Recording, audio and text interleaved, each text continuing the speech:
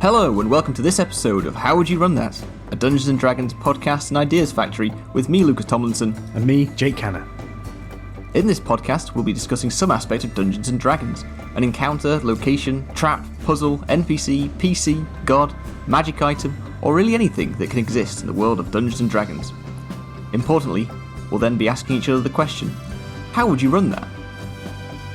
At the end of each episode, one of us will reveal the topic for next week's episode to the other and ask, how would you run that? Giving us each a week to research, plan, and prepare how we would run said thing. The mechanically worst level 3 character. How would you run that?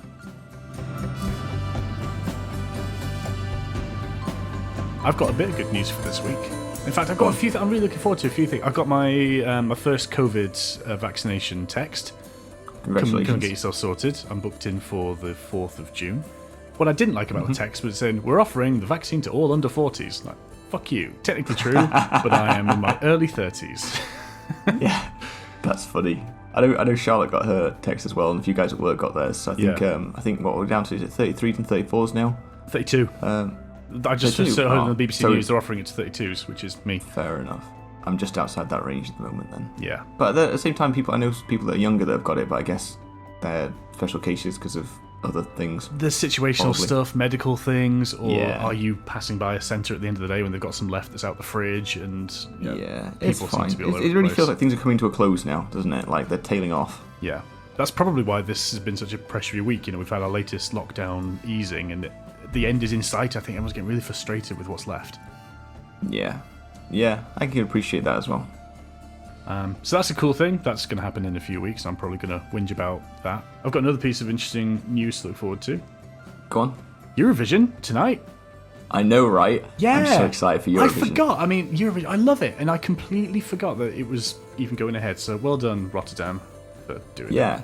The sucky thing is, it's Rotterdam because the Netherlands won the last time it happened. Like, we had sort of vague plans of going over and being there, Of course. That would have been really cool. Because if you go anywhere in the Netherlands, you can get somewhere within a couple of hours, so that would have been quite nice. But yeah, we're not going to obviously now.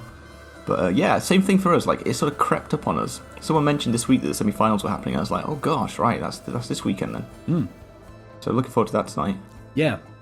Have you seen anything of it yet? No, and I did this the last couple of years. So I used to do like live tweeting of Eurovision. I used to have Eurovision parties when I was still at school in sixth form. I've always sort of enjoyed the ridiculousness of the event. How like it seems like they're trying so hard and it's really wholesome, but it's also quite shit. And I just love it. Yeah. I love whatever brings to the table. I think it's like a bit like wrestling. You Yeah. know what you're going to get, but it's still entertaining and still has the capacity to surprise you. Yes. It's that sort of level of like, comfortable, bit funny. If you don't take it too seriously, you can really get something out of it. That's entertainment. Yeah, and then there are drinking games with it that were always fun, and I'm not so much into that, and I certainly won't be doing that on my own in my own house tonight. But yeah, it's a proper laugh. But to your point, no, I've kept myself properly in a bubble because I wanted to just be completely wowed and surprised, and I wanted that first experience to be the final. Yeah, I did the same thing. I tried to avoid it as much as possible, so everything's just new and fresh. And you miss out on the semi-finalists that don't get through, but I can live with that. Yeah. Although bad news, Iceland. So I was really looking forward to Iceland last year. Right. Do you remember their act? So they were the ones that were like they were like a vocal group. There's about 8 or so of them. And they had this kind of Europop thing going on. I should remember the name of the song, but I can't. I can't Google quick enough what I'm thinking. That's fine. The focal point of the group, whether it was meant to be or not, was this sort of like really tall, really skinny, long-haired guy. Kind of looked like Neil from The Young Ones, but Icelandic. Right. And they all wore these like blue sweatshirts that were kind of like uniform, but a bit sort of shit at the same time. So it all looked a little bit low budget. But the song absolutely popped. And this dude had like a really deep voice, and it was just really cool. Oh no, what was it? The Think About Things was the song. Right, okay, I don't know it. And the hook was something, I mean, it's actually quite a nice song. The hook's like, baby, I can't wait to know how you think about things, or something like that. That was like the chorus line. It just sounded like, it's generic, person loves person song, but then you go through all the lyrics, and he's like, it's actually a song to an unborn child or something. It's like, I can't wait till you grow up and see how you are in the world. So that's quite cute. But here it is, and it's like, like just bouncy as fuck poppy song. It was really cool. Anyway, because it was cancelled last year, they didn't get to perform that, and I think there's some rule about them not being able to reuse the same song this year or something. Oh, really? I thought it was carry over. Maybe some of them do. I'm not that well versed on it. But my understanding was at least they were not going to do the same song because it had been released, it was in the world, and it's almost like people now know this song, so when they hear it, it's that song we all loved last year, let's vote for that. It's like, it needs to be a fresh song for the contest. Right. Yeah, okay. I mean, it's like, I know in England it's not such a big deal because our songs usually suck, and they might play on the radio a little bit, but it's never going to take any traction. Whereas in other countries, the song that they enter might have been a fucking real hit in that country. Exactly, like Satellite for Lena a few years ago when she won it. That was massive on the continent. Everyone loved it. And we'd never heard of it really. And she won, obviously, because everyone was listening to that song in clubs and stuff. But I can't really picture any of our entries being played ever anywhere after Eurovision. Not since Gina G or whatever in the 90s. Well, no, exactly. The last one that we still hang on to. Yeah, we don't try anymore, do we? Not really. We've had some really lackluster entries. I've always wanted to be a Eurovision entry. I've always had this plan for the ultimate Eurovision song. I've never enacted it. They did the ultimate Eurovision song one year, didn't they? It was a few years ago when they were hosting it in Sweden. Love, Peace, Peace. Yes. Yeah, that was the host thing, wasn't it? The entry show. So yes, exactly. When that happened, I was furious. Why? Because that was my idea. I had written that song. I had done all the stagecraft in my mind. I've got it all planned out. I just haven't written the lyrics or the music or put it in front of anyone. As a concept, it was yours then? Yeah. Oh, absolutely. I've been telling people about this for years. I've got costume changes in it and all sorts. You shouldn't have been telling people about it. That's the problem. I put it out in the universe, and the universe has gone good idea, Jake. I'm going to give that to someone who's going to fucking do something with it. What's it called where people entirely independently of each other have the same idea? That's a cool thing to Google while we're talking immediately, because that is a cool little phenomenon. Things like the telephone or the television are often attributed to that. Yeah, exactly. And it's you get into big legal battles about this was my thing and no, it's mine. Whose is it really? It's well, you both had the same idea, just happened to be at the same time. And there's reasons for that, because usually things come out of things that already exist. So it's a pretty shit name. It's called multiple discovery. Oh, I'm sure there was something else. Or simultaneous invention. I'm going to give that a Google now as well, because I'm sure it's called something else. Go for it. I'm yet to... Oh, it's interesting, It's usually when, for technological advancements, you can sort of see if the thing that has been invented is the next logical step or the next application of a technology, then you think, okay, it's conceivable that two people have thought of it at once. I don't know how many... occasions or instances there are of a completely abstract concept being conceived of at the same time. Things like the telephone or something like that seems like the natural progression from the telegraph. We're already communicating signals from A to B with dits and dots and what have you, just on and offs. Is it that far to then modulate an analog signal and demodulate at the other end or transmit other stuff? You think, okay, if you're working in that sphere, it's almost like level 1 technology, wire from A to B. Level 2, we put a switch in it and we turned it on and off and we read the on and offs and that meant something, like Morse code. Level 3 would be speech, wouldn't it? Level 4, video, if you like, the communication skill tree in civilization. Yeah. Yeah, and that's it. If you're in that sphere, fair enough, but I don't know about anything that's just two people that just randomly thought of something. I can't even think what something would be.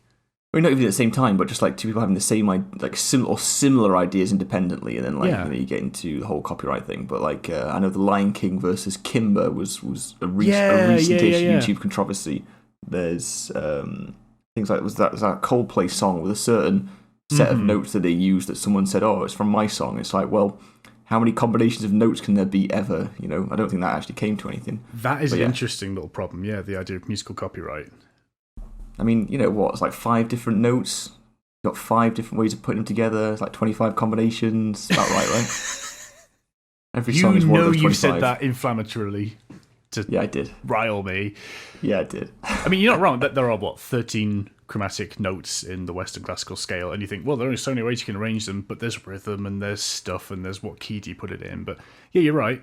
There are lots of similarities or commonalities of hook, and people do this, like musical historians. They'll take a song and they think this is a popular song. What might it have been influenced by? And they work out what was in the charts at the time that song was written. You think, okay, yeah, I can see the influence of that in that, and yeah, I was talking about this actually at work. It's like German philosopher Hegel's theory. Right.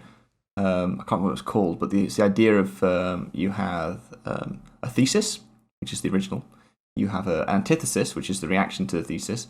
Then you have synthesis, which takes the best elements from both and creates a new. Cool. And that's sort of like a flowing cycle of like how ideas and things in the zeitgeist get carried from one to the other. So I guess, yeah, you'd have a similar thing in music.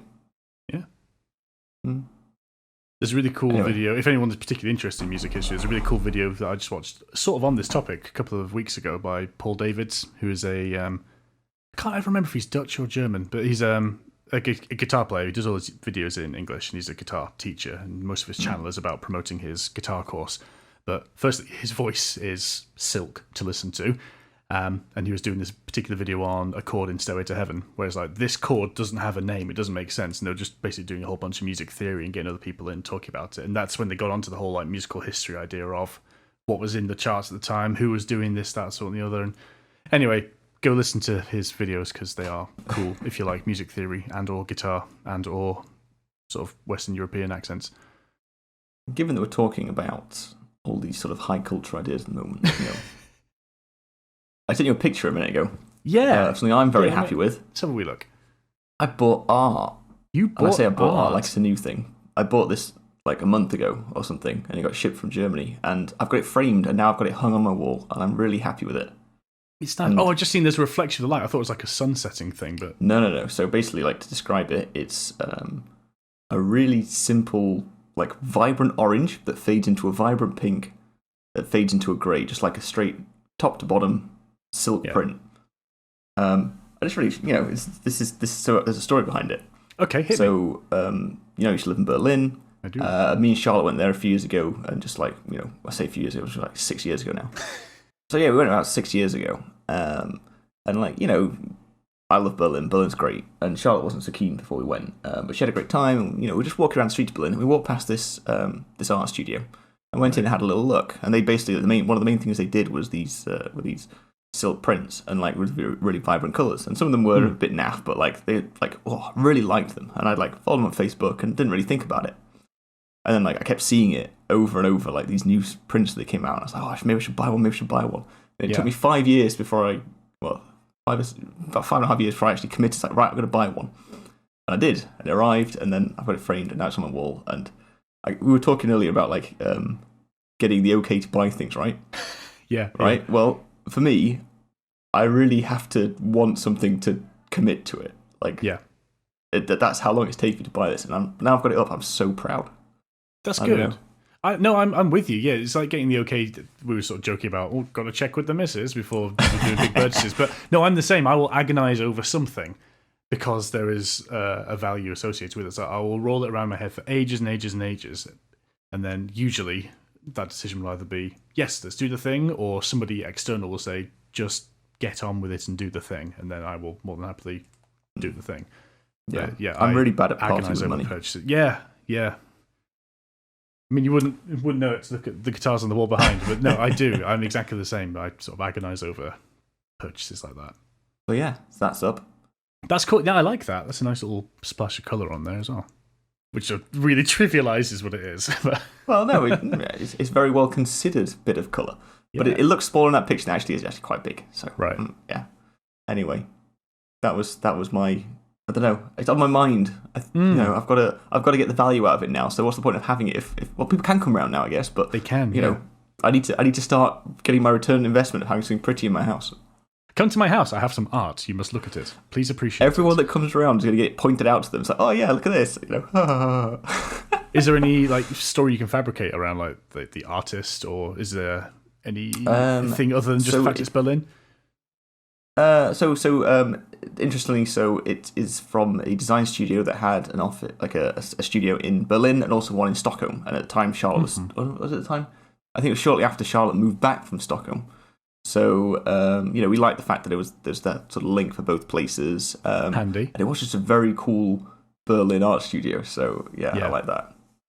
I back that. I'm starting to appreciate that sort of thing more and more. Just like mementos, like physical mementos of cool stuff, are okay. It feels, I sort of probably would have thought that to be quite, not wasteful, but almost like pointless, maybe 5 or 6 years ago. But that's because I needed money for other things.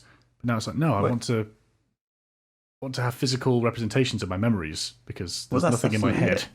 Like art, things that are just decorative in nature. That's like so. I don't want to say flamboyant, but like that's something that I'd never, as a younger me, would have thought like that's something I need. Yeah. Like something to make something look prettier. Superfluous.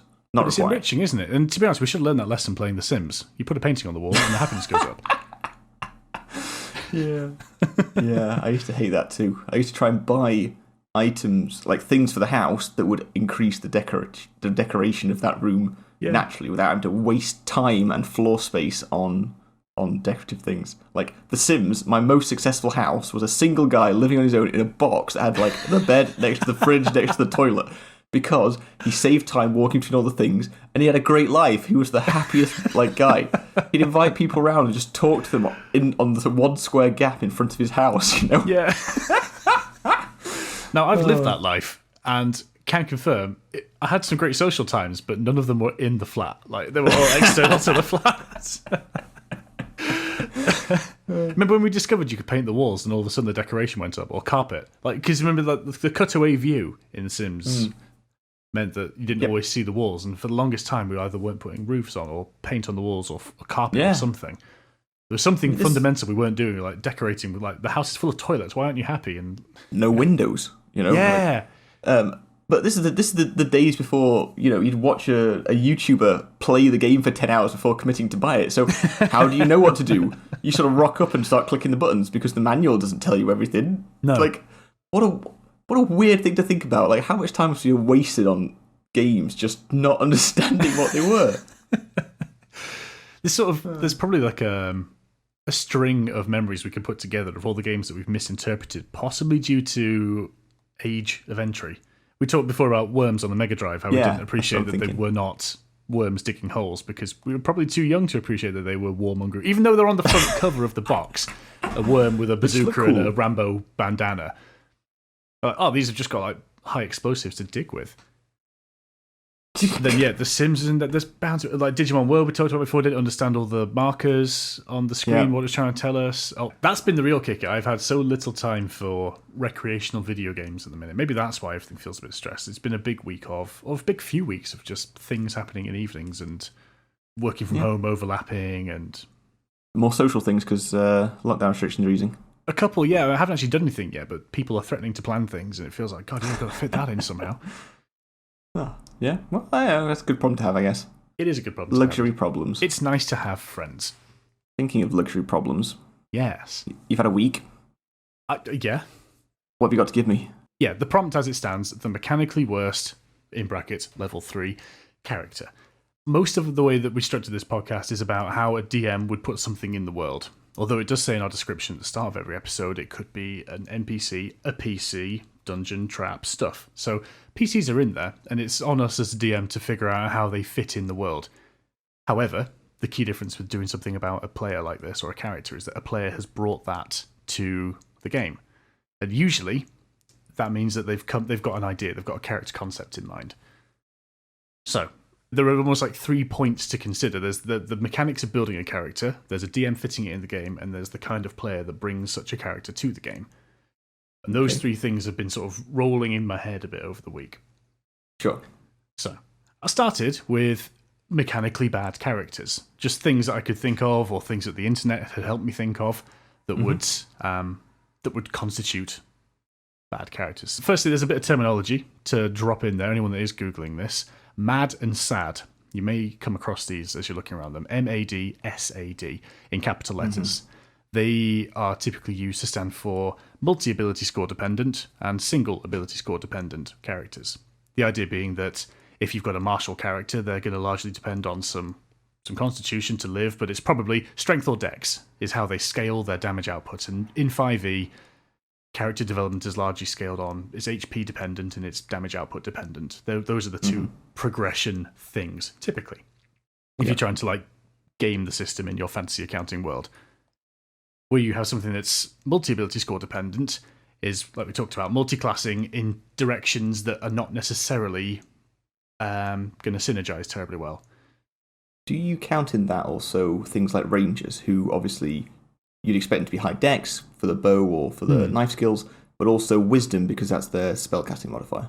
Exactly, yeah. So they have a dependence on that. You can bias one or the other, and this is probably why rangers got such a bad rap until fairly recently. The chassis of a ranger is quite dependable because you can kind of fit it out any way you like, but it's kind of jack of all tradesy in that you have to forego one of the tracks. You have to either stack wisdom or stack dex. You don't really get to max out both tracks, and you can't because there aren't that many points to gain in the game. That's fine, that's fair. It's like a skill tree in any video game, isn't it?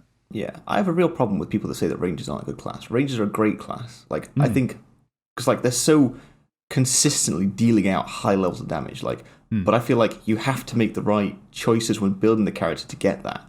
Yeah, like, that's the problem. Like, you have to take Hunter's Mark and you have to use it. You have to take Colossus Slayer and follow up for that extra damage each round. You know, but like if you're pumping out, like even at low levels, if you're pumping out 2 arrows once you hit level 5. You've got Hunter's Mark on for the extra D6. You've got Colossus Slayer for the extra D8 after you hit it the first time. You've got your fighting style of archery, which gives you the +2.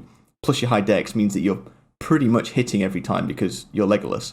Like, rangers are really fucking cool. Yes. We've got a ranger in our main campaign, and he's taken those exact traits, hasn't he? And it's just, very rarely does Aromasis miss the target. And yeah, it's, like you say, it's consistent. But it does mean that on Aromasis' turn, anytime he's not deploying 2 arrows, it's a non-optimal use of the turn.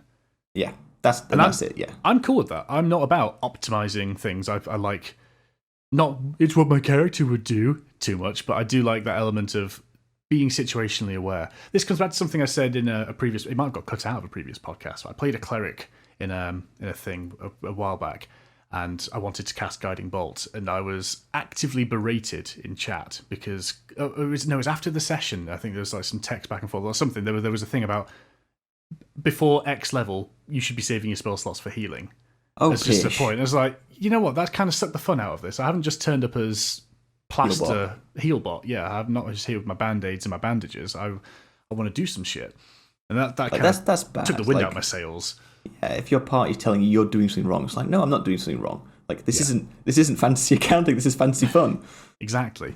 So, as you say, pish. But then, that's the thing with the ranger, and you can do all sorts of other cool shit with the ranger. But that is an optimal way to run it. Here's the thing, you'll like this. So you've mentioned the name of the ranger in our game. The ranger in my game is called Tom the Long. Tom the Long. I do like that. Yeah. I knew you would. But yeah, he's exactly the same. Pretty much, like, because I can see, obviously, both characters in D&D Beyond, they're pretty much the same. Like, different race, a few different skills, but, like, all the key choices are the same, and you have to take those things. So, MAD, SAD. That was the question. MAD, SAD, yeah. Those are things that will come up a little bit, and that's kind of important for, Ranger is, to some degree, MAD. But then when you start thinking about trying to multi-class, it's a consideration to have because as you level up, certain scores will increase. You've got ability score improvement options at certain levels, and you've got your stats at the start of the game as well, which either you do a point buy or standard array, or you do the fun thing and roll some dice and see what comes out. Up to you, Jake. What are you going for? Rolling for stats would give you the chance to get a worse character. Yes. But I think statistically, it usually gives you better than point buy. I'm sure I've read that a few times. Too. I guess standard array is the easiest way to think about it. Okay, well, let's do standard array then. Which classes, would be most impacted, or unless you're going to dump expertise in animal handling or something that doesn't come up very often. Here's the other thing. Mechanically worse character, it's probably your first one. My character's great. I don't know what you're talking about. I fucked up making that character because what I did was I tried to put the backstory in the stats. How did that work out? Well, not so great. I've got an idea for a character that would be the word. You said barbarian wizard. I was thinking monk wizard. Well, yeah, things like that. Like, monk is known as a bad class. Like, people don't like it. What am I going to call my character? I'm going to call it... I'm going to call him Assbutt. Aspert. How is that pronounced? As it's written. I guess the first question is then, what race do we want to go for? What do we think has the... Well, the reason I ask is that you've got variant human, which is normally quite a brilliant baseline for anything because you've got like the feat straight away and the ability score improvements, but you could choose to dump them in the wrong place. So if you were trying to make a shit character, you could say, right, I'm going to dump my ability scores into history and I'm going to take a feat that's like weapon master, but I'm going to do unarmed strikes, I'm a monk and that sort of thing. So you could intentionally gimp your character and like eschew all your class features with your racial ones. You've stumbled onto a really good idea. So variant human, fantastic. Next question, what's the worst feat we can take? Exactly, yeah. So looking at like fighting initiate, and you learn a fighting style. Yeah, great. Let's pick a terrible fighting style. So I've just stumbled across one. Healer. You're an able physician, allowing you to mend wounds quickly and get your allies back in the fight. You gain the following benefits. When you use a healer's kit to stabilize a dying creature, that creature regains 1 hit point. Useless. I mean, there are some really cool feats. It's hard to find a shit one. But I suppose you could do something with like Great Weapon Master, but never use heavy weapons. Yeah, that works. Ooh, durable. You increase your con score by 1. When you roll a hit die to regain hit points, the minimum number of points you regain is twice your constitution modifier. What if we have a character with a negative constitution? Well, if you did take something like Polearm Expert, and you did have Polearm Master, you did use a quarterstaff, but we just gimped the stat that boosts your damage with that. But Polearm Master is one of those good feats. Bonus action, make a melee attack at the opposite end of the weapon. Bam bam. Which is cool. Okay, yeah. It is good, but can you imagine, like, you've got this character, they're in the world, and they've got their staff, because that's when they left their hometown, left Pallet Town, they went out into the wild, and the first thing they picked up was a big stick. And they're really good, like, bam, bam, hitting people with, like, both ends of the stick, but they're actually like a child just flailing and doing absolutely no damage, because we gimped their ability score. Yeah. Okay, cool. Let's do that then. Let's go for Polearm Master. What's the prerequisite for Polearm Master? There isn't a prerequisite. There aren't any. You just need to have hands. Just need to have hands. Which is the worst language to pick? I think this happens quite a lot. You see the list of languages, you think, fuck, there's some options here. I could choose anything. Oh, wouldn't it be great if I came across a Minotaur that spoke their language? Like, yeah, but what are the odds? Well, that's what I'm thinking now. I'm looking at this and I'm thinking Minotaur because it's one creature. Yes. This isn't a language that's going to be anything else. So I think that might be a good choice. I'm doing, yeah, Minotaur it is. Let's do it. Ability score increases. Get 2 ability score increases. Well, I suppose you could give their negative con a +1, which basically automatically does nothing. Yes. Because they've got 18 con. Still on 9. So they're on 9, which hasn't made any difference. Do wisdom?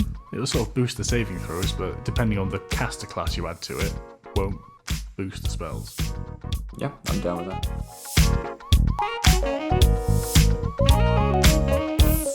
Proficiency in a skill. This is good about animal handling. Performance doesn't come up a lot, I guess. Performance is quite a good one, yeah. Because that has some overlay with deception usually. Yeah. But animal handling for now, I guess. Okay. Now, starting class. Class. Where are we starting? Well, I think we've both kind of gone the same way for your intentionally suboptimal character will be a multi-class between a martial and a caster in a way that doesn't synergize all that well. So I'm between something like, you said barbarian wizard, I was saying monk wizard, and the reason that I added on monk is that because the majority of their cool stuff comes from their unarmed strikes, I feel like you don't get to add gear to a monk to make them better. Like a monk's progression is largely based on their ability scores. So you can't just like give them better gloves or better armor because that's not what they're about. Yeah, I get that. It's the same sort of thing with a wizard, really. Like their path is determined by their intelligence largely, or their ability scores and their spellcasting stuff. You don't really get to buff them too much with gear. Yeah, definitely true. thinking though, which classes we had to pick to get a staff for the polearm master. I think monk specifically says not two-handed weapons. Is that right? Let's have a look.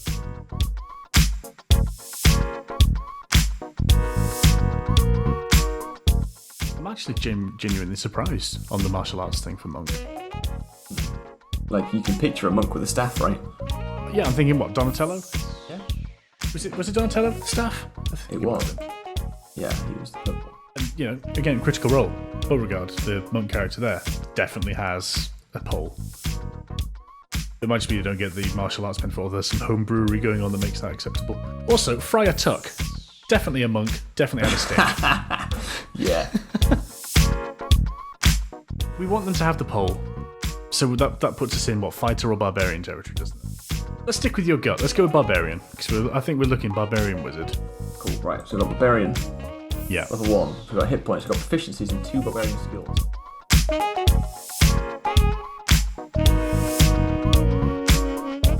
Add another class. Number 2. What are we going to have? You want monk?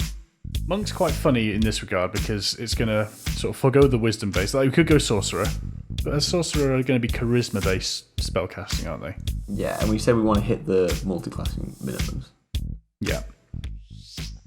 Monk's going to work. Monk's going to work. Got barbarian, which is strength con, but we don't need the con.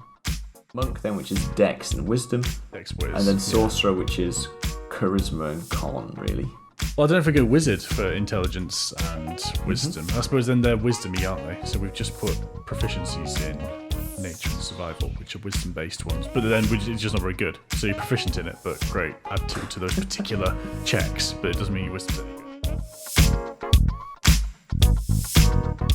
That's what I want to do to like fuck this up on barbarian. I want to like contrast rage against concentration spells. Yeah, well, I mean, you can't cast any spells while raging at all, so...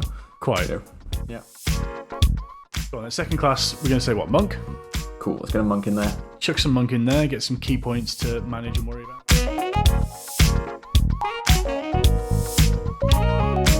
Cool, and then the wizard for level 3. Yeah, chuck on a wizard. Nice. Wizard. You're a wizard, alright. Equally, no decisions to be made at level 1 wizard. No, Cool. you just choose your spells when you're in there. Love this. Hit dice. 1d6 plus 1d8 plus 1d12. That makes me happy already. Yes. Cool, This is a pain in the arse to roll. Yeah. Those scores, we've got standard array. We need to hit those minimums. Barbarian's just strength. A starting class anyway, so we don't need to have it. Yeah. For monk, we need dex 13 and wisdom 13, and for our wizard, we need intelligence 13. So dex, wisdom, and intelligence, we have to get to the minimum. Okay, well, we've got 13, 14, and 15 to play with, so let's just randomly chuck them in. Dex, wisdom, intelligence. Put our 1 racial modifier into wisdom already, so that's exactly 12. We've got the 14 we can chuck into dex. Okay, so which one should we third? Yeah, should we do it that way around? 14 dex, that's plus 2 modifier. Which means we've got a big 15 to play with, a straight down the line 10, and a weak 8. Charisma.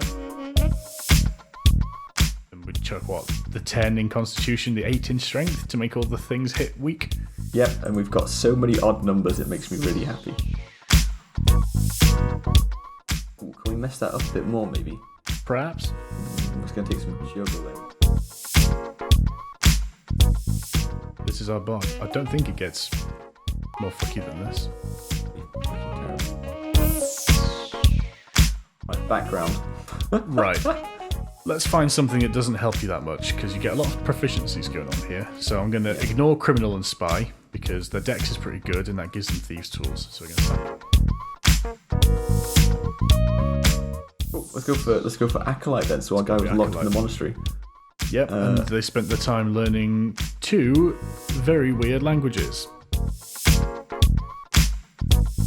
I think, yeah, as soon as you want to start getting useless, you've got to be in those specific languages. So we're ignoring all the stuff at the top of the list from the Dungeon Master's Guide. We're talking like abyssal, celestial, deep speech. These things rarely come up even things, but it might be cool if you come across a big bad weird monster from somewhere else and they go like, solo, and you understand that Jabba the Hutt is saying what he's saying. That's quite cool. I'm looking at this and I'm thinking, some of these languages are broad and they are, things that are spoken by a body of things. Some of them are, this is the language that one race of stuff speaks. Yeah. I don't think Ith would be very useful at all. But they've written some really interesting cookbooks, which is what HWYRT has studied. Equipment. We can get equipment or gold. We could give them a stick, can't we? Yeah. Oh, it's a martial weapon. It's not. Oh, sorry. Quarterstaff is a non. It's simple, isn't it? Pike's cool. Let's go for a pike. That's funny. I mean, they've got the reach, but like, imagining a guy with a massive long stick. I've got a stick that I'll sharpen the end off. Cool. Oh, we can have a quarterstaff as a simple weapon. Oh, that's great. Yeah. So, double stick. Dual wielding sticks. A holy and 4 symbol. javelins, more sticks. Fucking great stick master over here. Just like picture him with them all on his back, but like pointing in different directions. He tries to walk through a doorway.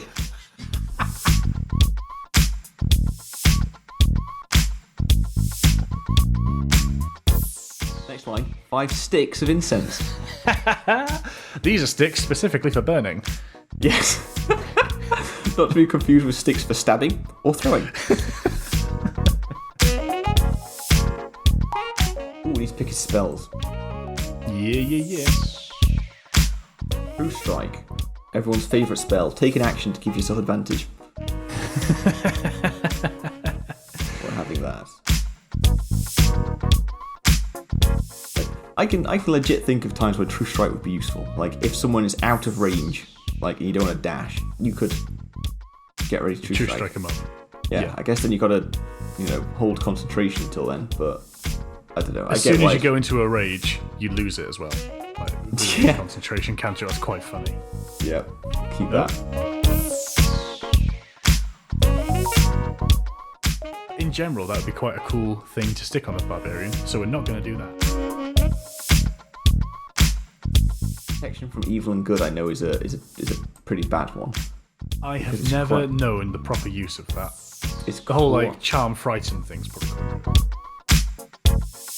Kill a spell and one creature you touch protecting types of creatures: aberrations, celestial, elementals, fae, fiends, and dead. It's quite broad, but several benefits are. Those creatures have disadvantage on attack rolls. That's quite good. Target also can't be charmed, frightened, or possessed by them. I mean, it's quite specific. So that's again a concentration one. Silent image. Silent image. If you don't have prestidigitation to sort of go with it, then I get that. Mm-hmm. Unseen servant is nice because you can summon this thing to clean the room around you, as I've done before. That's basically it. What about something like sleep?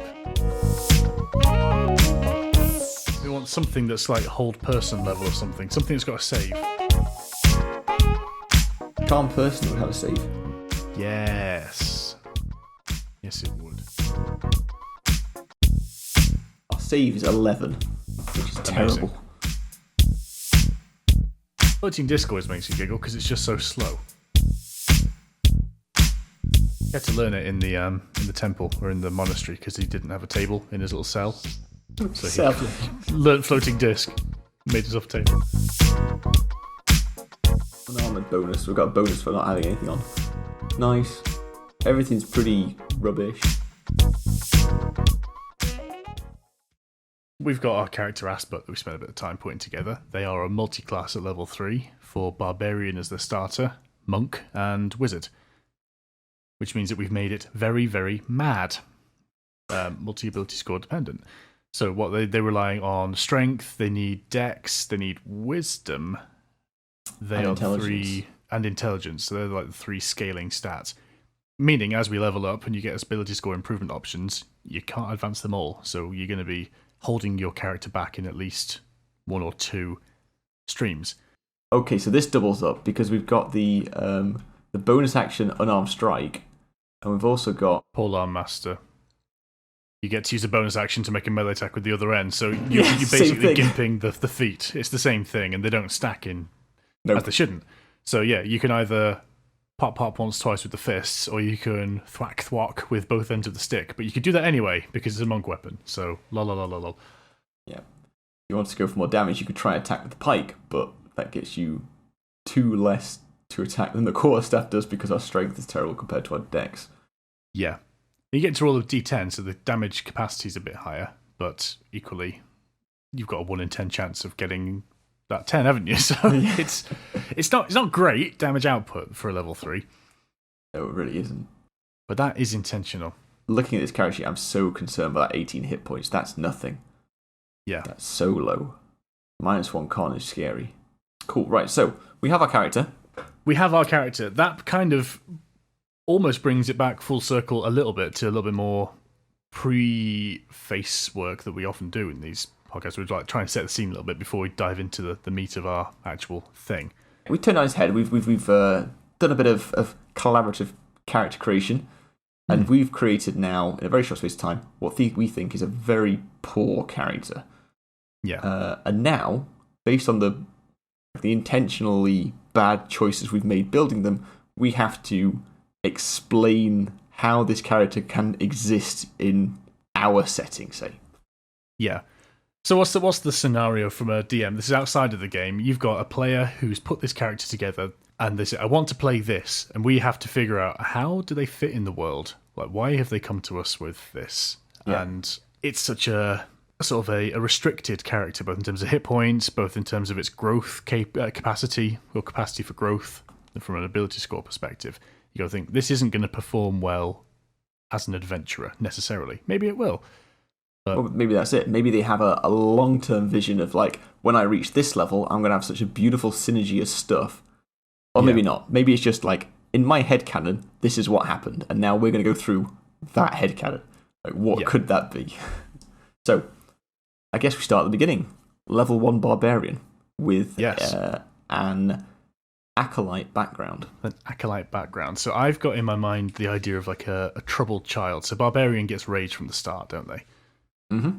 If you brought this character to me, I think I'm in the same place. I think you've got a wayward child who is constantly angry and lashes out and basically trying to thematically use that rage as they were a troublemaker, or maybe they've got like undiagnosed ADHD or something that doesn't exist in the fantasy world like that. But you've got something. It was too much for the parents or for the village or for the family, so they sent them off to a monastery to be corrected. Okay. So they arrived at the monastery, this disillusioned child with all this anger, and they took him in and, gave him routine and set him to work. And are we thinking sort of like because I'm thinking the next level's monk, so are we thinking like a sort of like a real monastery where, the all shivered heads wear robes, sort of like busy themselves with work in the day and prayer and stuff like that? Yes, yeah, I think so. I'm thinking more of like a Buddhist style monastery. So it is still prayer, but then that sort of leans you into the martial monk a little bit more. I think it sort of plays on the Eastern religious stereotypes, doesn't it? A little bit that the martial arts are associated with that kind of monk, as opposed to like a Benedictine monk in Europe who is almost certainly not studying martial arts in their cell, or a monk that's hanging out on the Isle of Lindisfarne in the UK. Are probably not doing that sort of thing. Okay, so are we picturing like a mountain setting then as well, to sort of really lean into that? So like, Did he have to walk an incredibly long stone staircase to get to the monastery, and he was accepted by the monks on his arrival? Tibetan style, yeah. Maybe that's the thing. You were sent up there, and they at the bottom is like, you've got to walk up here on your own. If you get there, fine. And maybe there's like a thing on the way. It's something like a trial, and the fact that the child's able to channel their rage and beat a small wild creature in combat is like, oh, okay, you are worth saving. We're not going to toss you off the cliff when you get here. Like 300 style. Yeah. Yeah. I mean, they're not going to throw people away that are too angry. That's like the whole deal. Okay. It's a bit grim, but, everyone loves an edgelord. Yeah. Okay, so he's at the monastery. He's sort of getting along with that fine. He's learning his martial arts. He's learning the way of the monastery and sort of taking on their teachings. And that's how he's got his acolyte background, and that makes sense. Yeah. At what point does the level 3, the one level of wizard, come in? I reckon your child is there, they've been taken in, they've been at the monastery for a couple of years or so. As part of the first bit was just get this kid some discipline and some training, and they're trying to focus that unbridled rage and strength into something else, and that's where the martial aspect kicks in. Mm-hmm.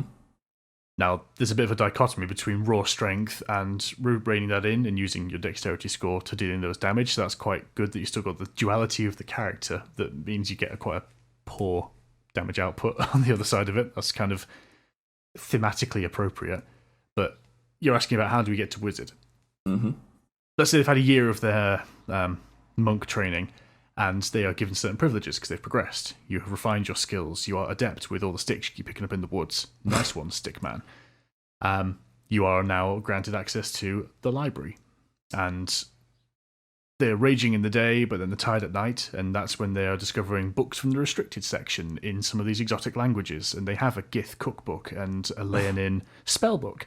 And that's the one that they study and study and study. And the spells aren't very useful because there aren't very many pages. And if it was like a damage output sort of an aggressor's spell book, then that wouldn't be accessible in the monks' library. It wouldn't fit with what they want to teach. Exactly, yeah. Okay. Yeah. So I'm just picturing this then. We're saying then that in this monastery, aside from them, having very routine lives, also within them, with the martial prowess, they also have people with magical prowess. Is it straight just book learning? This guy's a studious guy, or is there a level of like these are our sort of things that we teach in this setting as well?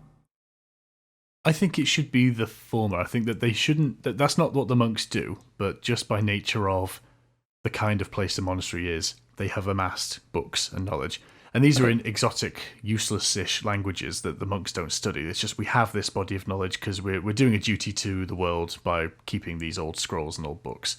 Okay. And they're just there chilling out. It's not. We don't teach magic. We don't do that. Our monks are all about tranquility and focus and martial capability and ki and that sort of thing. It's kind of like you should be using your energy to focus yourself and to generate ki. You shouldn't be using your ties to the magical fantasy world to tap into the magic in there. That seems like not an abomination, but like a deviation.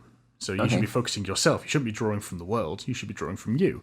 Okay. So he's doing this on the down low off his own back then? Exactly, yeah. He's doing it in his cell at night, and that's why he's got like the floating disc spell, because he hasn't got a desk in there to study. He's had to like learn this. Like, this is really convenient. I can like make myself a table to meddle around, and I've been learning to shape water and doing all this weird stuff. And then things like True Strike, like these have got some advantage in my martial training. They're going to come and attack me. Prepare yourself. So I can't learn patient defense yet, but what I have done, I've true stricken myself. And it's like thematically, it's like an application of focus for a combat scenario. It's like, okay, on my next strike, I'm going to get him in the jugular or the soft spots. Okay, so his learning of magic is in some ways it's learning what he can get his hands on, and that's why he's got sort of a weird collection of spells. But equally, things that he has learned, he's using them. So like he's using True Strike in sort of his martial training. Yeah. And that's why maybe then he's not developing further as a monk where some of his peers are, because he's cheating effectively. He doesn't have to He's leaning try on as the hard. Magic. Right. Yeah, he's not learning the enemy and learning the soft spits. He's just like using magic to guide him. And I like this idea of not a fallen or a wayward monk, but just like the slightly lazy, but it's like the adage that, if you have a difficult task, give it to a lazy person because they'll figure out the most efficient way to do it. Right. It's that kind of thing. This person's like, I've got all this rage, I just want to get the stuff done, but the monks make me do these things and I can't get fed until I've punched 10 training dummies in the face and the training dummies keep moving out the way. So I found an alternative route. I'm going to bolster myself with these books. And it's almost like, I'll show you, I've learned True Strike. And so he can punch the dummies in the head because now in combat, in game mechanic, giving himself advantage on the attack rolls. Gotcha. I think that's quite cool. Yeah, too. So thinking about the rage aspect of it then. So he's been sent there because he's a very angry individual, for whatever reason we've not really decided on. Sure. And while being at the monastery, this is something that's still coming to the fore. He's not able to sort of suppress it and keep on top of it then. Yeah. Okay. Yeah, so, I think every now and again there should be little flare-ups, and that means that you were ragey again, and you got locked in your cell for a week. It's like, that's fine. I've got my laying in spell book now. I'm going to spend some time. And so every time that happens, every time he sort of rages and lashes out, he gets solitary confinement, and he comes out with a new spell. Are we seeing then that the teachers of the monastery are seeing him as all this great potential if he could just control himself? Yeah. And apply himself in the way that his peers are. He's obviously got talent because he's going to be an adventurer. Like, he's level 3, which is quite powerful already. But he's not developing in the way they expect. They expect great things from him, but he just doesn't fit. He doesn't fit in. He is that wayward student. And that could be really fun, because then when they go out into the world, your player has got the opportunity to boost the ability scores in the wizard, in the barbarian, or the monk. And it could be that they've given themselves this baseline of the 3 things, and they decide, okay, from here on out, I'm just going to focus wizard. And then the story culminates in that they've given in to the temptations of the lazy route. And it's like, okay, I've got this core base of punching stuff and hitting things, but actually I'm going to go into like support wizard style spells to bolster my friends or other people to hit things, because hitting things is great. Yeah. Or it could go the other way. It could be, no, I've learned to really hone myself in. I've got some spells that I'm going to relearn, some first level spells or something to bolster my monk abilities. You know what's really bad? We were talking about this terrible character, and I thought it was going to be a bit of a joke and poking fun of it. Now we've talked about it for like, all of 10, 15 minutes. I'm like, I love the potential that this character has. They are like a Swiss Army knife of not very good at stuff. Yeah, but and D&D is such a time investment to get through the story and develop and to build up the levels. But like, that's maybe not why it's not worth it. But this character could do so much. You could have such a good sort of like story arc for the character from this wayward student who does a bit of everything and like is lazy, and therefore efficient, I guess, in a way. I can see it before me, like a really great character to play.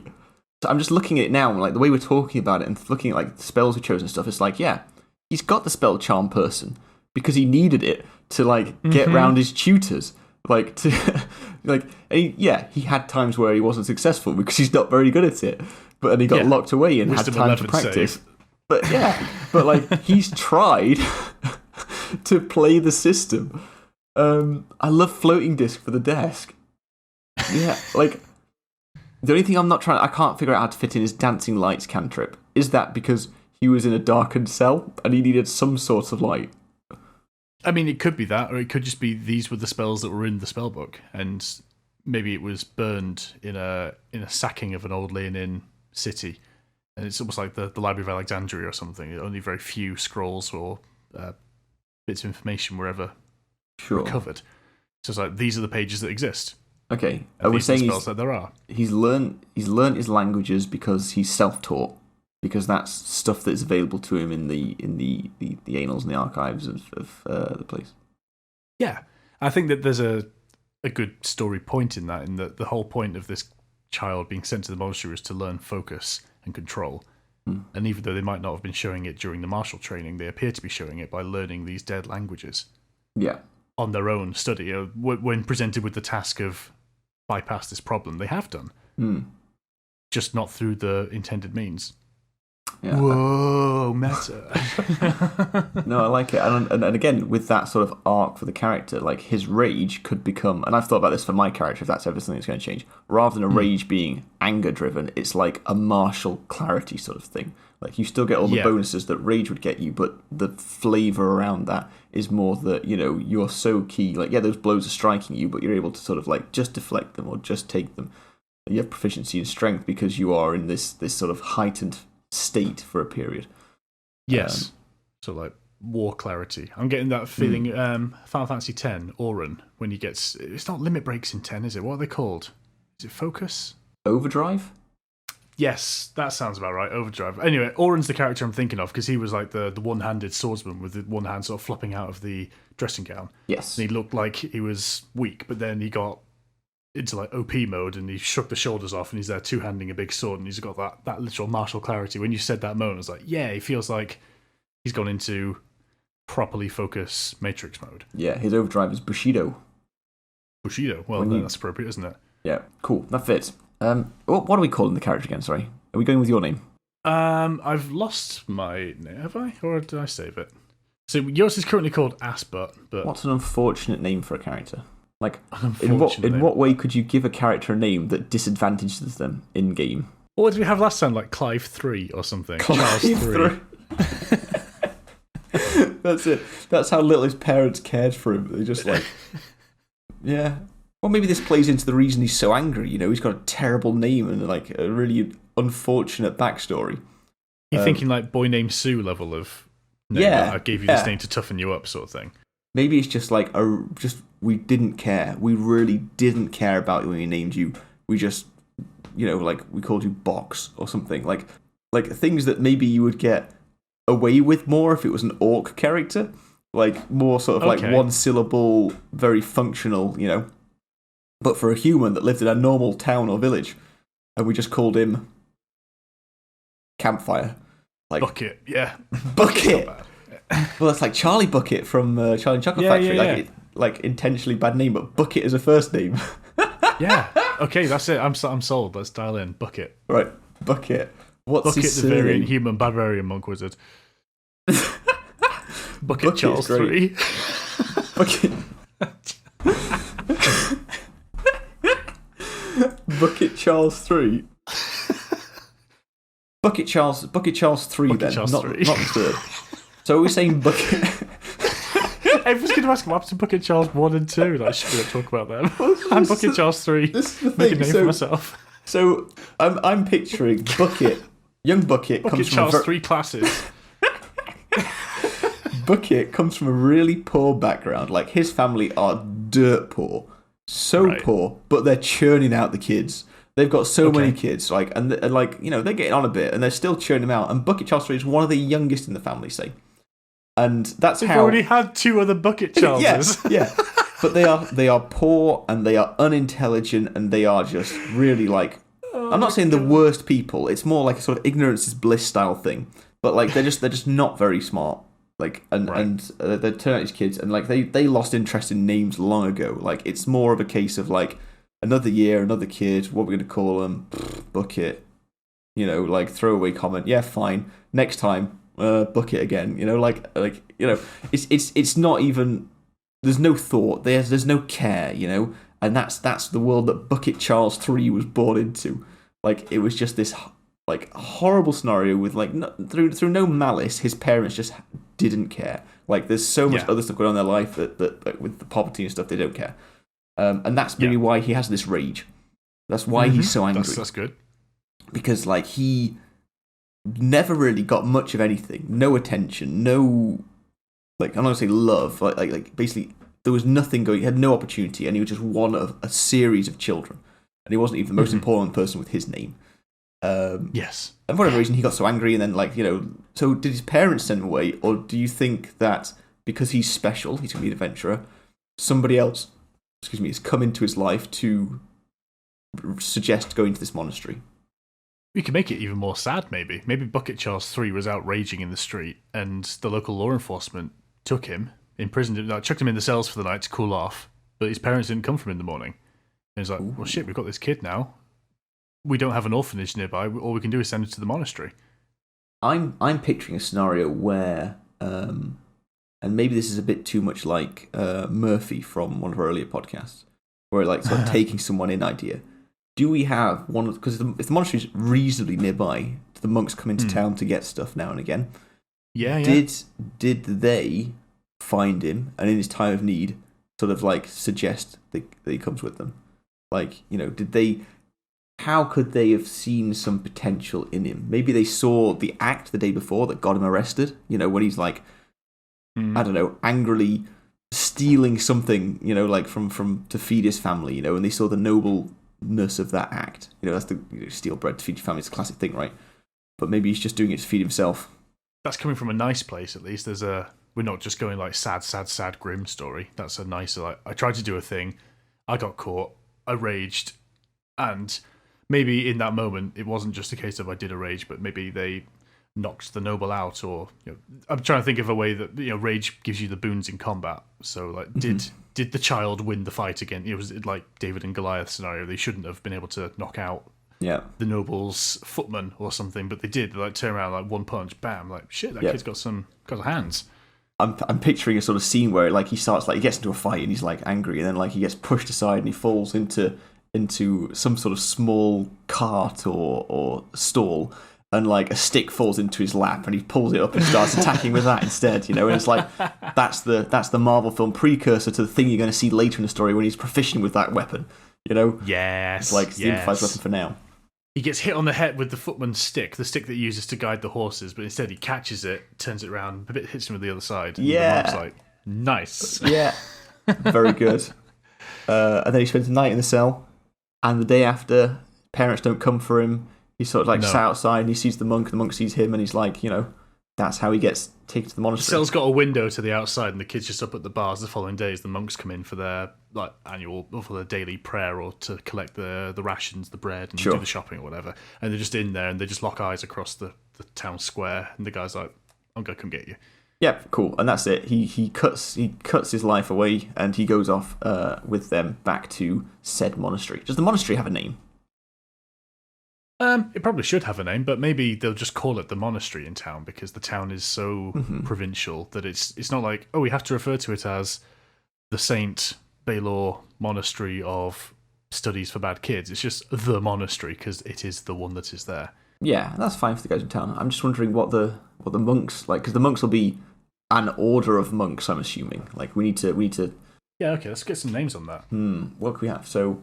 I'm just looking, I'm having a little I like trying to tie it in with something that might exist already, if there is. So there is a webpage on Forgotten Realms. They have an organisation or a page for monastic orders.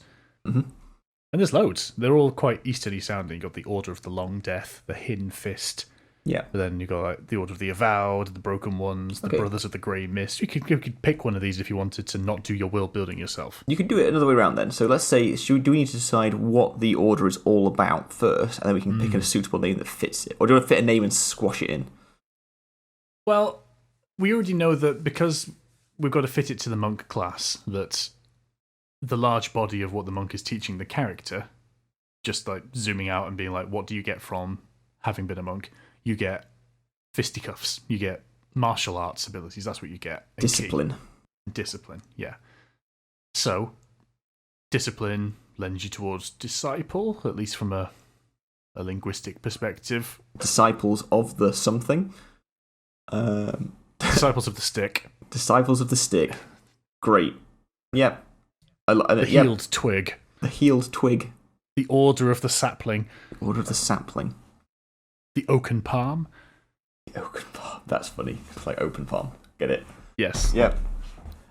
So okay, I like this idea of like trees and branches and something like that. So I'm picturing like set in the side of the mountain is this big monastery, and it's sort of the Eastern stereotypical architecture, but there's trees just grown into everything, like ancient oaks, and like all the roots and vines are sort of like digging into the stone into the side of the mountain, and like a sort of around it, so it's very green, as well as these sort of I'm picturing sort of red, the red arches and stuff.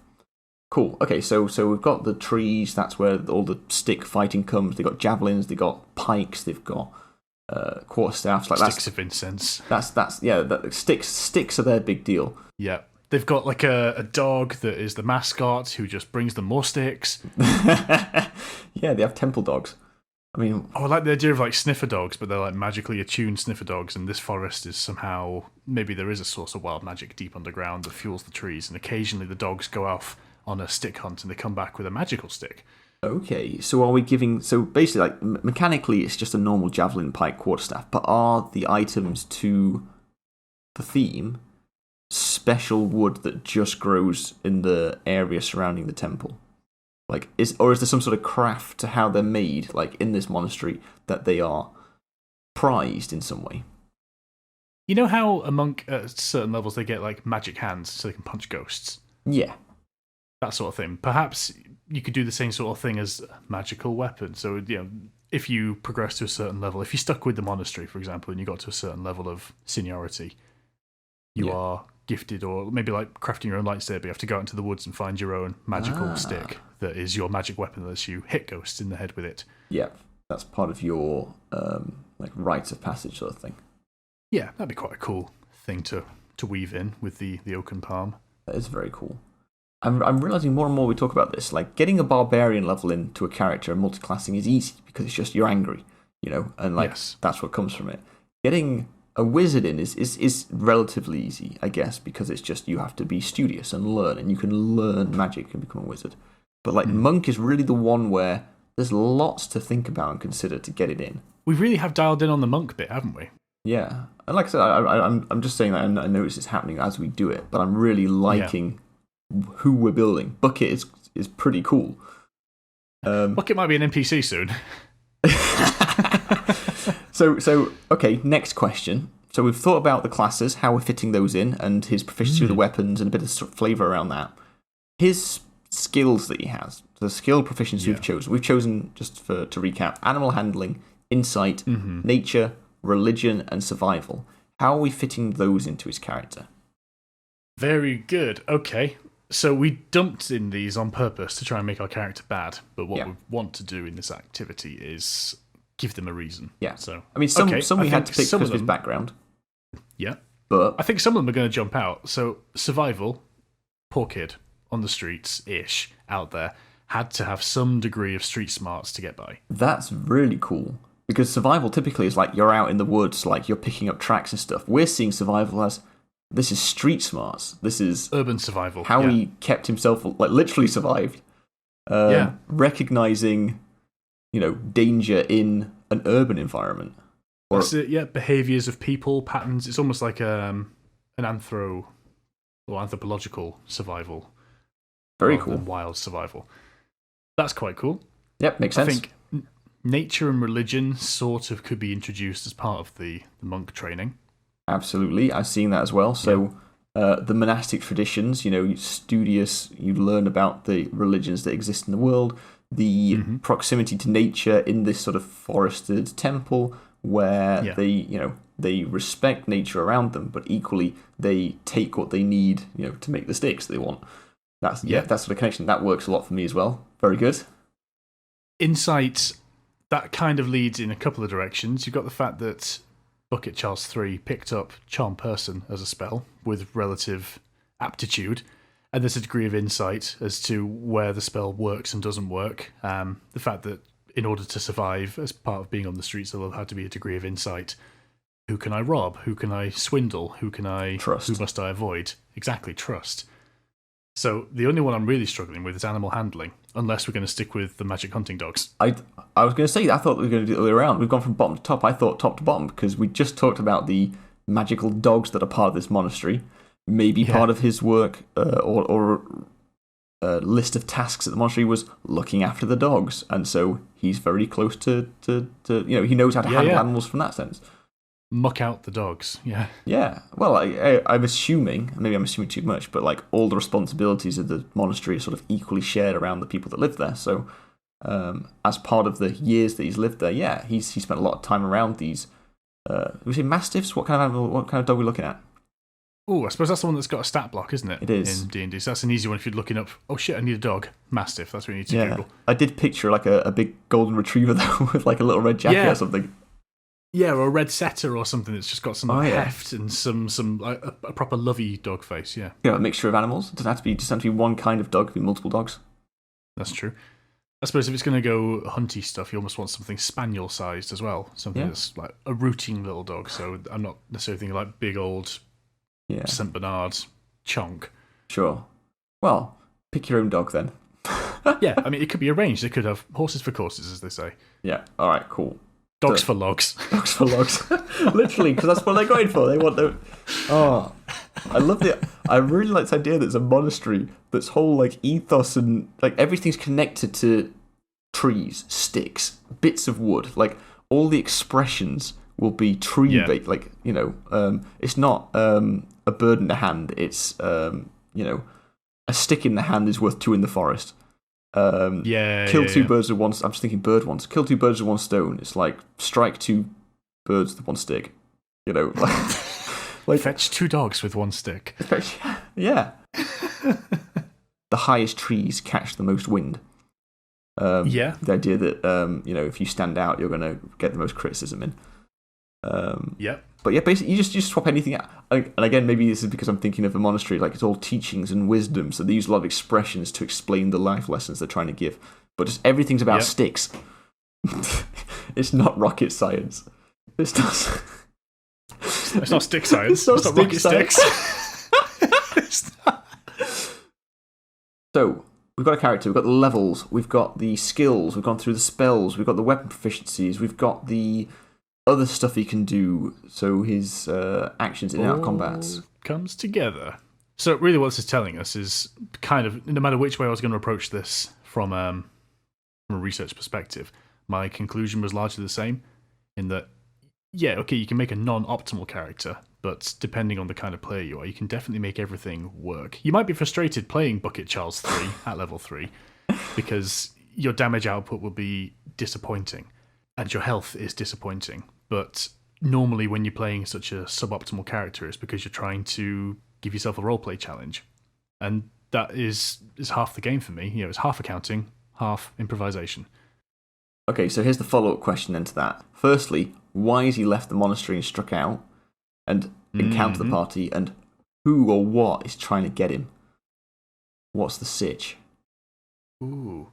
What if his family found out that he was doing quite well and that he might be a source of income for the family and he wants to get away from them? Again, no malice, just like, we heard you doing well. Because he's come back to town with the monks again when they're doing the regular stuff to bumped into them sort of thing. Help your old dad out, that sort of thing. Yeah, because he's a bit of a loser and he's their Bucket Charles IV, Not sorry. Yeah. Insult to injury. He's 3. The fourth one is the fourth. It's just, maybe it's Bucket Charles II, Bucket Charles III, and Bucket Charles IV. Like it's just him. He didn't get the proper title. That's so annoying. Yes. Yeah. Okay, so he's bumped into them. They've seen he's doing quite well. He's there, buying a load of food because that's what the monks have come down to get. He's carrying a nice stick and that looks expensive. Yeah. Then the whole family turns up at the monastery looking for him, with all the children in tow. Yeah, these are your responsibility. These are your family. You kind of turned your back on me, so I'm going to go now. Right. So they make they turn up at the monastery, and the monks are too nice to get rid of to shoo them away. But then they're always there, so he can't do his study. He can't do his chores, his practice, because they're always fucking following him around. Yeah, every time he's outside, once he's inside the monastery, they're not going to camp outside. They'll go home, what have you, but they'll be chucking insults up the hill and slagging him off, or in town they'll be seeding rumours. Oh, Bucket Charles III, such a piece of shit. He left his family behind. Right, okay. Look at him, he's all high and mighty now. And he's like, I either have to address this or leave. And if I address this, I'm going to rage and I'm going to kill everyone. So I'm going to leave. So this causes a problem for the monastery. It adds friction to the relationship with him and them. They ask him, politely and with real deep regret. Can you leave so these people stop living outside our monastery? Because they've built a little. It could be that, yeah. Thing. And they're basically just begging outside.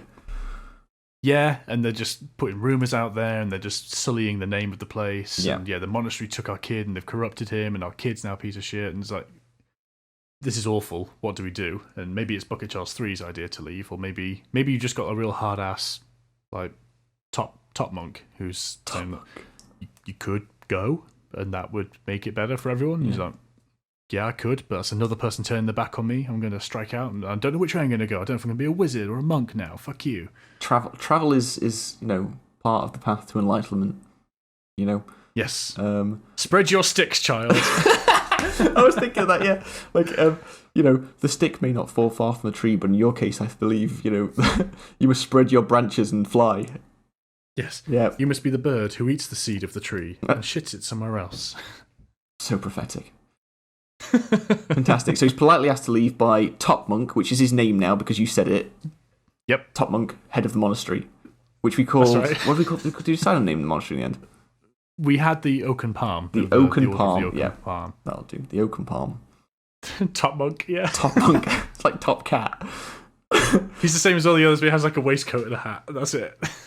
Officer Dibble, it's about time that this. You got to spread your branches and fly. That's exactly how he talks. Yeah. See you later, Bucket Charles III. We wish you all the best, but don't come back anytime soon. That's fantastic. Top Monk. Okay, great. So then he leaves. He strikes out on his own. He doesn't know where he's going, but he thinks maybe just following his heart will lead him where he needs to go. Yeah, he spends most evenings trying to sleep as close to a tree as possible, and he thinks he's communing with them, but really he's just going downhill mostly because that's the topology of the land, and he ends up going downhill, finds a big river, follows the river, ends up in a city, finds a party. He's basically not. He's got no plan. He's just traveling. He does have good survival and good nature proficiency. So to be honest, we shouldn't discredit him that much. No, I get the idea that he can travel. I'm just saying he hasn't got a destination. Yeah. He's traveling for the sake of travel to broaden his understanding of the world, so that he can return to face the trouble with his family in an amicable way, perhaps. Perhaps, yeah. He's just out for some growth. He's going whichever way the stick takes him. Whichever way the stick takes. Yeah. Whichever way the stick blows. Maybe. Yeah.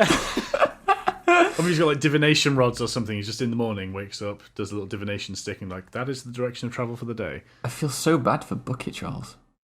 Right? Like, he's a really sympathetic character. Like, he's had a hard time at the start of his life. He's done his not done his best because he's a bit lazy, but like he's tried, he's developed, he's put time into himself. I guess it's all about growth, isn't it? Because like he's learning, he's trying to better himself. He's he's adopted the ways of the monastery, the Oaken Palm when he was there. He's like on his own time taught himself magic, which is pretty impressive. And now he's just wandering. He doesn't know what his path in life is. I see how that plays on Bucket Charles 3 as well, because that's it. Yeah, because his family are now, you've got something, we want it, And that's why I think he ends up being directionless when he leaves the monastery. He's like, oh shit. Yeah. Okay. So he stumbles across the party and wants some sort of combat encounter. What's after Charles 3, or is it just a random encounter? We'll see what we come up with. Okay, so Bucket Charles 3's got street smarts. Yeah. We said this at the start. So in the city, he's unlikely to have been set upon by. It's not like a robbery gone wrong. Like, he's not tried to pick a pocket or two and it's gone wrong for him.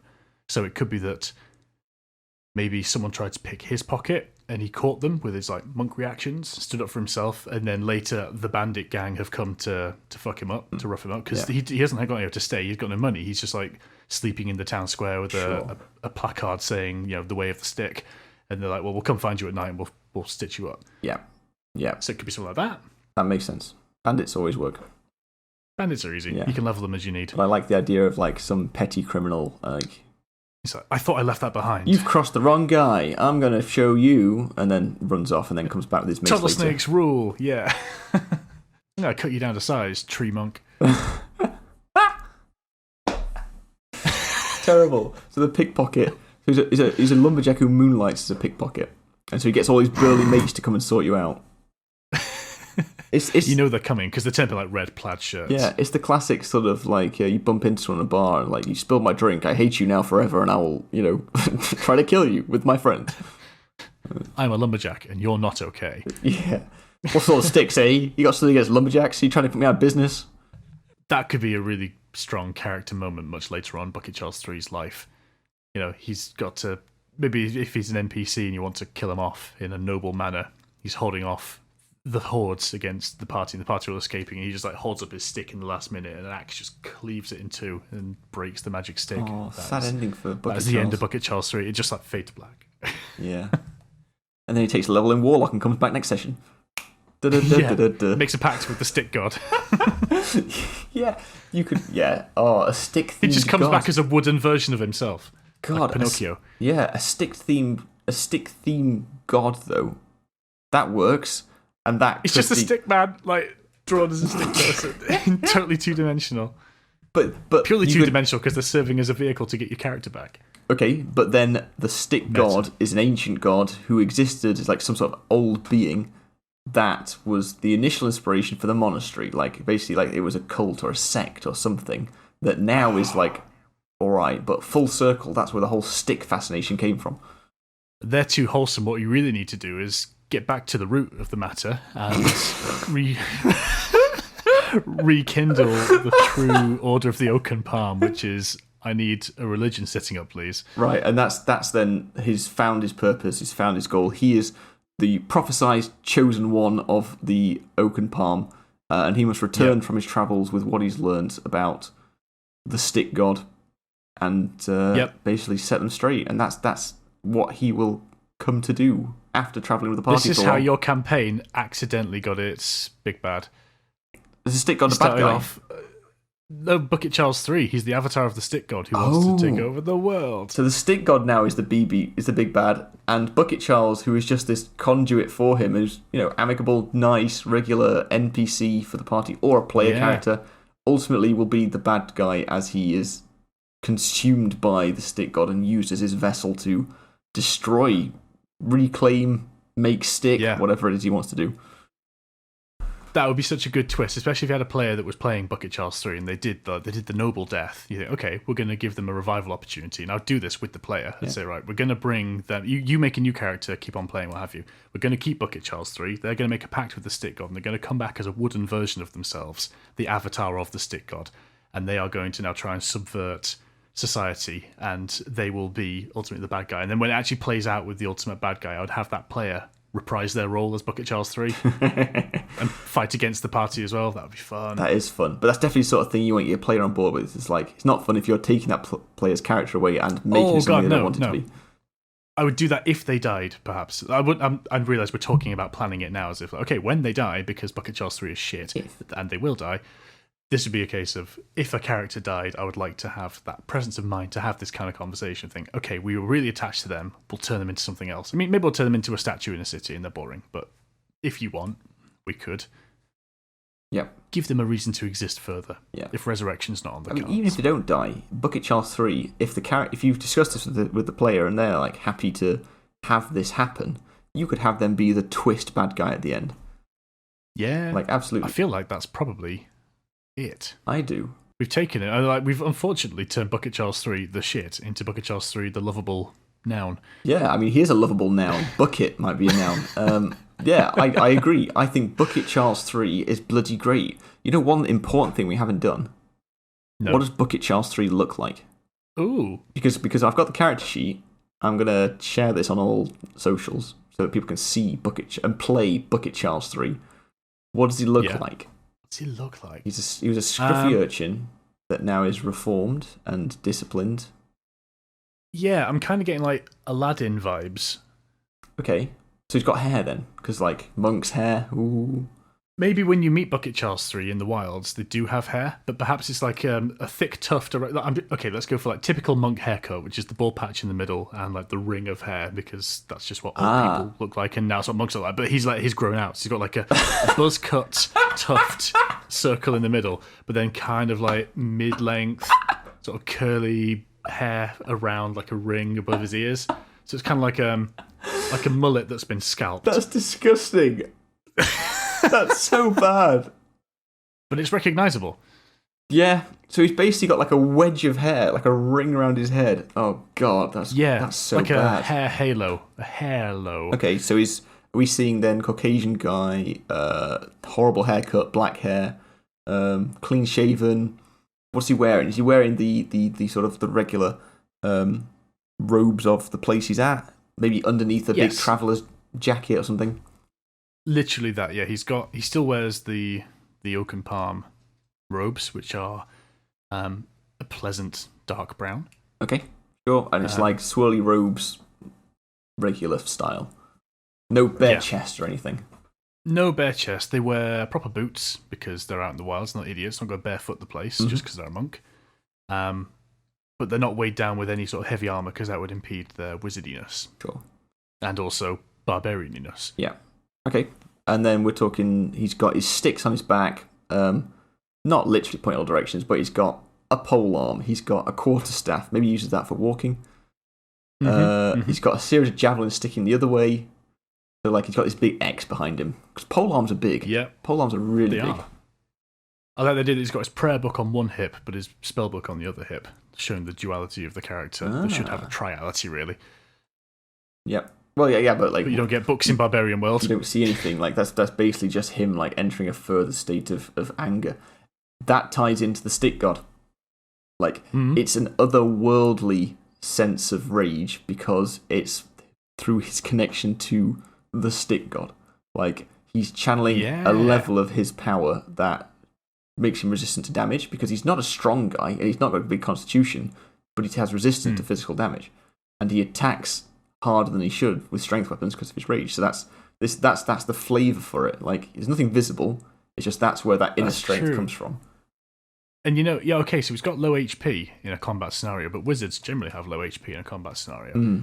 When he's in barbarian mode and raging, you kind of just get to double that number because of the damage reduction of rage. For physical damage, yeah. Yeah, it's still not lots of HP. 18 becomes, 36? It's not an awful lot to be dealing, but you are big difference still there. Artificially doubling, or maybe certainly adding a hefty percentage by being in rage. Yep, definitely. That works. Yeah. So, all in, we've tried to make a crap character and we've utterly failed because I'm in love with Bucket Charles 3. I mean, he's crap. He's mechanically not very good, but we flavoured him. We sprinkled on that background. I'm thinking cooking metaphors now. Like, we've tossed the pan of what the fuck it could be and served up a lovely plate of Bucket Charles 3. I hate that. Good way to finish. Yeah, he's a great character. Well done us. Well done us. We're great. Yes. I have a question for you. Lay it on me. For next time, a cursed item. How would you run that? Nice. Not too many words in that one. Cursed item. Nope. Nice and broad. Do what you like. Cool. We've talked briefly about a few cursed items in the past. So yeah, nice. I'll see what I can find. I'll maybe not go for something too conventional. I'll have a think. Thanks again for joining us for another episode of our D&D podcast, How Would You Run That? Please give a like or subscribe wherever it is you get your podcasts. In particular, it'd be great if you could leave us some comments on iTunes and voice notes on the Anchor platform, anchor.fm. Spread the word, and we'll speak to you again next week. Thanks everyone, catch you later.